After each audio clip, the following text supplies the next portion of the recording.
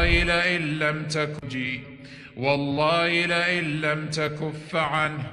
والله لو ما كفتوش عن علي بن ابي طالب، والله ابو بكر لو ما كفتش عنه هتعملي ايه يا فاطمه؟ شعري لأنشرن شعري ولا أشقن جيبي ولا. لا بص يا سلقلقي، دي اختك ولاء اللي ممكن تعملها.